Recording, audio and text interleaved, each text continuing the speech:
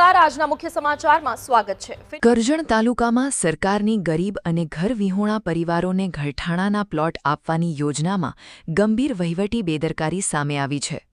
તાલુકાના અંદાજે 25 ગામોના 161 લાભાર્થીઓના પ્લોટ લેન્ડ કમિટી દ્વારા મંજૂર થયા હોવા છતાં તત્કાલીન તાલુકા વિકાસ અધિકારીની સહીના અભાવે આજે પણ સનદો જારી થઈ નથી। પરિણામે અનેક ગરીબ પરિવારો પોતાના સપનાના ઘરથી હજુ પણ વંચિત છે।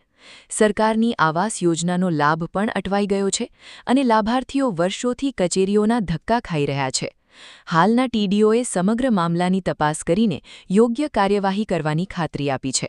હવે જોવાનું એ રહેશે કે વર્ષોથી પોતાના ઘરનું સપનું જોઈ રહેલા 161 ગરીબ પરિવારોને ક્યારે ન્યાય મળે છે અને તેમના હકના ઘરઠાણાના પ્લોટની સનદ ક્યારે મળે છે।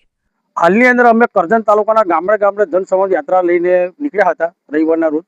અને ઘણા ગામમાંથી એક ગંભીર અને મોટો પ્રશ્ન જાણવા મળ્યો છે કે છેલ્લા 9 મહિનાથી જે સરકારનો ખરેખર ખૂબ જ જોરદાર અભિગમ છે કે ગરીબ માણસને ઘર વિહોણા લોકોને છત મળે, પરંતુ વહીવટી પ્રક્રિયાની ઉણપના કારણે છેલ્લા 9 માસથી એ લાભાર્થીને સનદ મળી નહીં। એ સનદ ના મળવા પાછળનું કારણ એક જ છે કે જે તે સમયના તાલુકા વિકાસ અધિકારીની હાલ બદલી થઈ ગઈ છે, પ્રમોશન મળ્યું છે, એમના એક સહી ના કરવાથી આ ગરીબ પરિવારોને ભાડે રહેવાનો વાર આવે છે। આ ચોમાસા પહેલા 9 મહિના પહેલા જો એમને સનદ મળી હોત તો એ પોતાનું મકાનનું બાંધકામ કરી શક્યા હોત અને અત્યારે આ ચોમાસાની ઋતુમાં એમના બાળકો સાથે એ છત નીચે રહે। પરંતુ સરકારનો અભિગમ સારો છે, પરંતુ વહીવટી પ્રક્રિયાની ઉણપના કારણે આ લાભાર્થીને ગંભીર પ્રકારનું નુકસાન થઈ રહ્યું છે।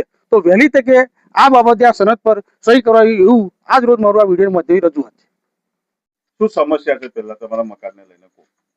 મારા મકાનને લઈને અમે અહીંયા આગળ 15 વર્ષથી હું ભાડે રહું છું। 700 રૂપિયા ભાડું આપું છું અને અહીંયા આગળ જગ્યા મને મળી ગઈ છે, પણ એની કાગળ નથી મળ્યા અને સહી કહે છે કે તિરિયા સાહેબની સહી બાકી છે। તિરિયા સાહેબ મેં કેટલી વખત પંચાયતમાં જઈને આવી તો મેડમ એવું કહેવા માંગે છે કે તિરિયા સાહેબની સહી બાકી છે અને તિરિયા સાહેબ સહી કરશે એટલે હું તમને આપી દઈશ, એવું કહેવા માંગે છે। અમને તકલીફ તો બહુ પડે છે, બરાબર, પણ કોને કહેવાનું સાહેબ? અમારે કેટલી વખત ગયા તમે? મેં તો કેટલી વખત જઈને આવી, મેં બી જઈને આવીને જોડે મારી મમ્મીને મેં મોકલેલા છે ત્યાં। શું નામ તમારું? મારું નામ સૈનત બાનુ રફીક દિવાન। બેન, તમારું મકાન મંજૂર થઈ ગયું? હા, સ્વાત મળે છે।